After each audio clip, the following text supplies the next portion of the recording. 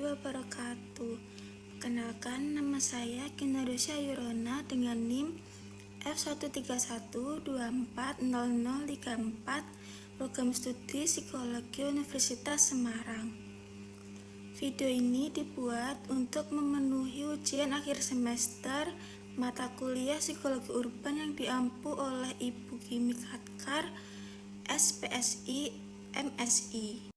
Pada kali ini, saya akan membahas tentang pengaruh kemacetan terhadap emosi dan stres pada masyarakat urban.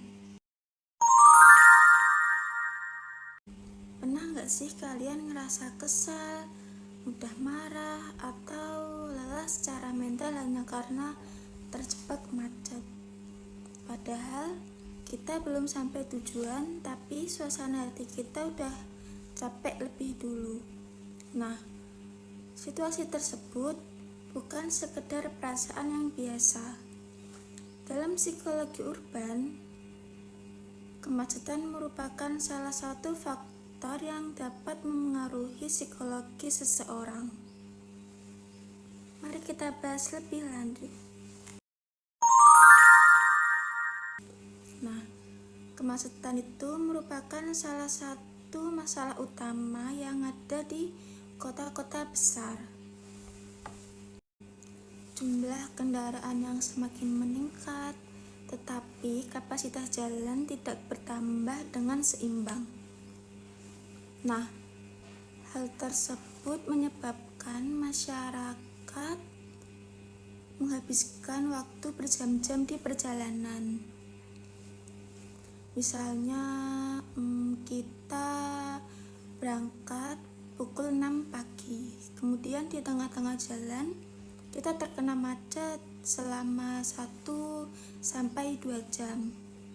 Nah, tidak hanya terlambat, tapi kita juga terkena panas, terkena polusi udara, kemudian mendengarkan suara-suara klakson, dan perilaku pengendara lain yang kurang tertib. Banyak orang menganggap kemacetan itu hanya sekedar membuang waktu atau menghabiskan waktu. Padahal kemacetan juga bisa memberikan tekanan psikologis karena seseorang merasa kehilangan kendali pada saat mengalami situasi yang sedang dihadapi. Menurut Volkmann dan Lazarus tahun 1984, stres itu muncul ketika seseorang menilai bahwa tuntutan lingkungan lebih besar daripada kemampuan yang dimiliki untuk mengatasi situasi tersebut. Nah, biasanya dalam keadaan macet, pikiran kita itu bertanya-tanya seperti, gimana ya nanti kalau dimarahi atasan, gimana ya nanti kalau ujian kita terlambat. Nah, situasi tersebut itu membuat tubuh memberi respon stres.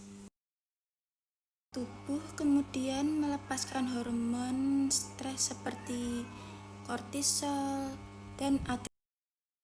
Akibatnya detak jantung meningkat, tubuh menjadi tegang, dan emosi bisa jadi lebih sensitif. Nah, inilah sebabnya kenapa orang yang terkena macet itu lebih mudah marah, membunyikan klakson yang terus-menerus, memotong antrian kendaraan, atau bahkan bertengkar dengan pengguna lain. Jadi kan kondisi ini tuh berjalan setiap hari dan berangsur lama. Jadi membuat stres itu menumpuk, kemudian itu bisa memengaruhi kesehatan mental seseorang. Nah, kemudian apa sih dampaknya bagi masyarakat urban? Yang pertama itu meningkatkan stres harian karena perjalanan kita yang melelahkan. Kemudian yang kedua, membuat emosi menjadi lebih mudah berubah seperti marah, kesal, dan tidak sabar. Kemudian yang ketiga, menurunkan produktivitas karena energi kita sebelumnya udah terkuras sebelum bekerja atau belajar. Apabila kondisi ini terus terjadi, maka resiko munculnya kecemasan, kemudian burnout, bahkan gangguan kesehatan mental bisa meningkat. Oleh karena itu, kemacetan itu bukan cuma masalah transportasi, tapi juga masalah psikologis yang perlu mendapat perhatian yang lebih. Solusinya itu apa sih? Yang pertama itu ada tentunya kita bisa berangkat lebih awal. Kemudian yang kedua, kita bisa memanfaatkan aplikasi navigasi untuk mencari jalur alternatif. Jadi kita bisa menghindari macet. Kemudian yang ketiga itu kita bisa mendengarkan musik, podcast, atau menyalakan audiobook biar kita itu rileks. Kemudian yang keempat, kita bisa melakukan tarik nafas yang dalam ketika kita sudah mulai merasa kesal. Kemudian itu pemerintah juga perlu meningkatkan kualitas transportasi umum dan memperbaiki sistem lalu lintas. Dengan adanya kerjasama antara masyarakat dan pemerintah, maka dampak kemacetan itu terhadap kesehatan mental bisa berkurang atau diminimalkan.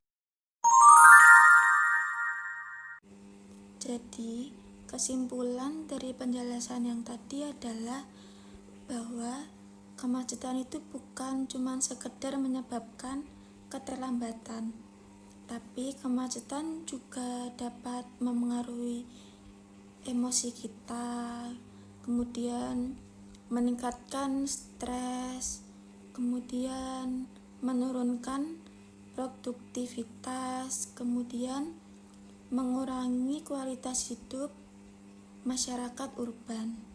Oleh karena itu, kita juga perlu meningkatkan kesabaran atau bisa menstabilkan emosi kita. Kita juga perlu mendukung upaya pemerintah untuk menciptakan sistem transportasi yang baik. Semoga pembahasan ini dapat menambah wawasan kita bahwa menjaga kesehatan mental itu bisa dimulai dari cara kita menyikapi situasi-situasi kita dalam sehari-hari, termasuk tadi ketika kita terjebak macet. Nah, sekian, terima kasih penjelasan dari saya. Semoga bermanfaat. Wassalamualaikum warahmatullahi wabarakatuh.